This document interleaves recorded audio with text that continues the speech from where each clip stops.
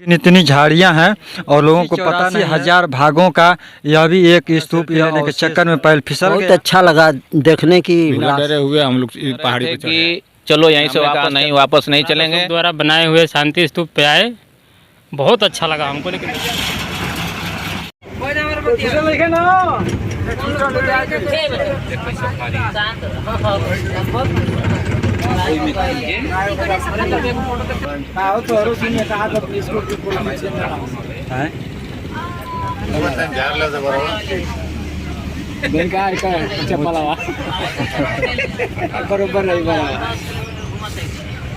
बहुत ही वो लोग खुशनसीब होते हैं जो अपनी भाग दौड़ की ज़िंदगी से कुछ समय निकाल करके देश दुनिया को समझने के लिए निकलते हैं यात्रा पर। आज ऐसे ही कुछ यात्री हमारे साथ हैं जो गाजीपुर ज़िला सोनभद्र और बक्सर ज़िला से आए हुए हैं। आइए उन यात्रियों के साथ मैं बातचीत करते हुए और उनसे समझते हुए जो चीज़ को देखने जा रहे हैं उन सभी चीज़ों से मैं परिचित कराऊंगा और बहुत सारी बातें भी होगी।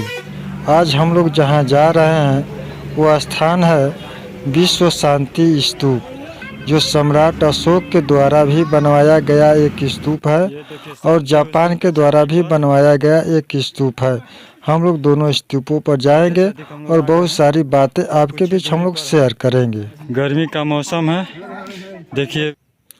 नमस्कार, मैं सुशील कुमार, आप देख रहे हैं टाइम्स ऑफ गाजीपुर। बिहार राज्य के नालंदा जिले में राजगीर स्थान में 5 पर्वतों का एक पहाड़ी है।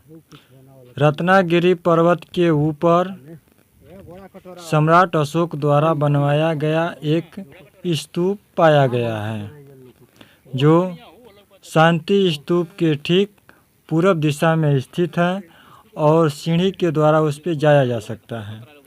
गिद्धकूट के पर्वत के ठीक ऊपर यह स्तूप बनवाया गया है। बताया जाता है कि भगवान बुद्ध गिद्धकूट पर्वत पर आते थे और लोगों को धम्म देशना देते थे, और इसी पहाड़ी के ऊपर जो रत्नागिरी नाम की एक पहाड़ी है, उस पहाड़ी के ऊपर वो टहलने के लिए जाया करते थे। इसलिए वह भगवान बुद्ध से द्वारा यह स्थान चिन्हित है और उनके चरण इस पर्वत के ऊपर है। इसके वजह से सम्राट अशोक ने जब बौद्ध स्थलों का भ्रमण कर रहे थे उसी दौरान यहाँ भी स्तूप बनवाए हैं। कहा जाता है कि जब सम्राट अशोक ने जो भगवान बुद्ध के अस्थि पर बने हुए स्तूपों की खुदाई करके उन अस्थियों को 84,000 भागों में बांटे थे, उन्हीं 84,000 भागों का यह भी एक स्तूप है। इस स्तूप के अंदर भी भगवान बुद्ध की रैलिक पाई गई थी। इस पर्वत के ऊपरी हिस्से पर आने के बाद बहुत ही सुंदर दृश्य दिखाई पड़ता है। पूरा शहर इस पर्वत पर से दिखाई पड़ता है और बहुत ही सुंदर हरियाली इस पर्वत के चारों तरफ दिखाई पड़ने पड़ता है। इस पहाड़ी के ऊपर के मनोरम दृश्य देखने के बाद अपने आप को बहुत ही सुकून प्राप्त होता है। इस स्तूप तक आने के लिए बिहार सरकार द्वारा सीढ़ियां तो बना दिया गया है, लेकिन ऊपर के हिस्सों को किसी भी तरह से सुरक्षित नहीं किया गया है। भूकंप के दौरान टूटे हुए पहाड़ी उसी तरह से बिखरा पड़ा हुआ है।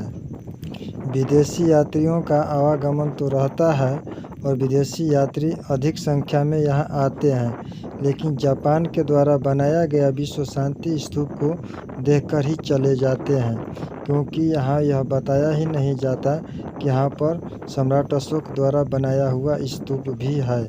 हालांकि वह इतिहास में पढ़कर सम्राट अशोक के बनाए हुए स्तूप को देखने के लिए ही यहाँ तक तो आते हैं, लेकिन कुछ ही दूरी के नज़दीक आकर के और वास्तविक स्तूप को नहीं देख पाते। आने के लिए सीढ़ियाँ तो बनी है, लेकिन सीढ़ियों पर ज़्यादातर झाड़ियाँ है और झाड़ियों की वजह से इस रास्ते में आने से लोग डर। स्तूप के नुमा दिखता है। ये सम्राट अशोक द्वारा बनाया हुआ स्तूप है जो शांति स्तूप के ठीक पूर्व साइड में है।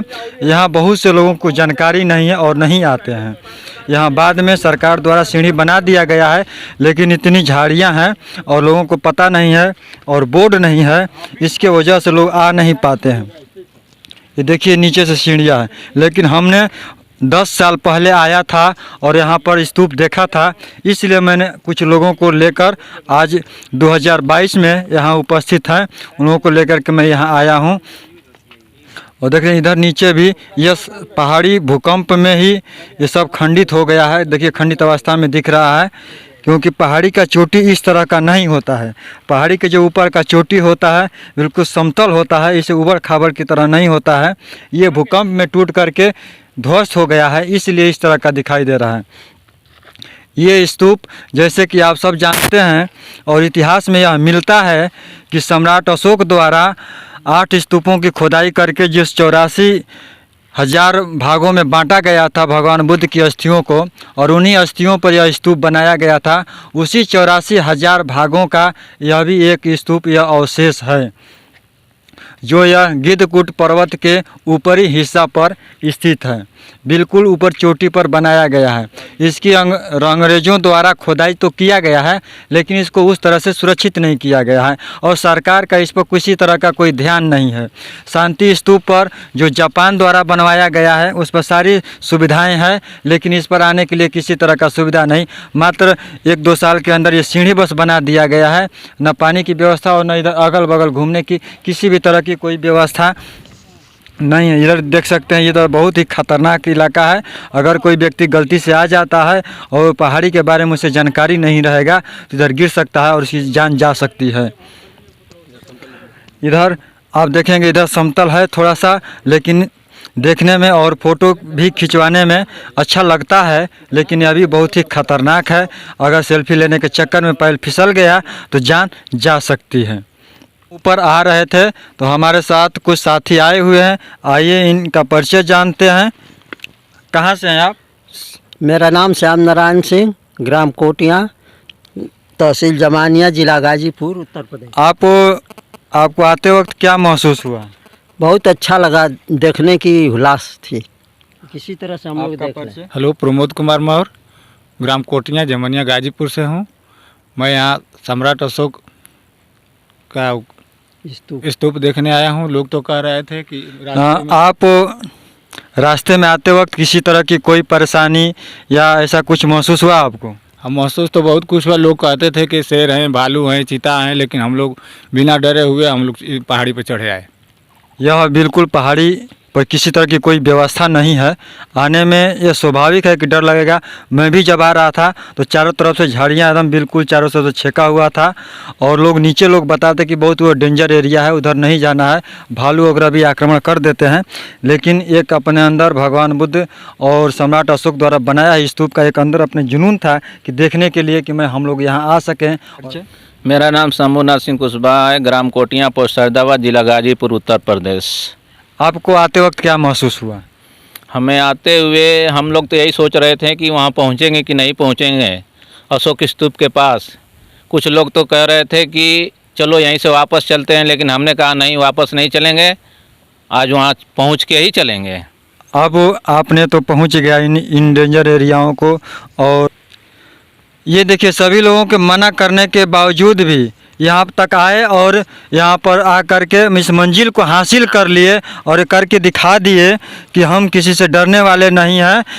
ऐसे भवा रास्तों से कोई किसी तरह का कोई समस्या नहीं है, दिक्कत नहीं है।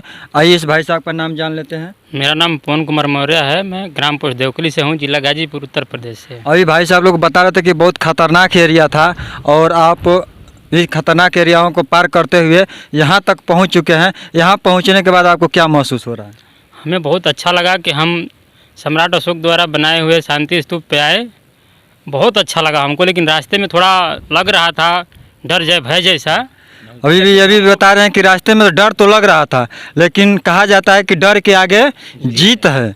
तो उसी हौसला और बुलंदी के साथ आगे बढ़ते गए और सम्राट अशोक के बनाए हुए स्तूप तक पहुंच गए और पहुंच करके उनके जो मन में देख लिया गया है। अब हम लोग नीचे चलेंगे और इसी डेंजर एरिया से हम लोग नीचे जाएंगे, या हम लोग भगवान बुद्ध से प्रार्थना करेंगे कि कम से कम जिस खतरनाक इलाके से हम लोग आए शांतिपूर्वक हम लोग वहाँ तक पहुँच जाएं। सम्राट अशोक की जय। महान सम्राट अशोक की जय।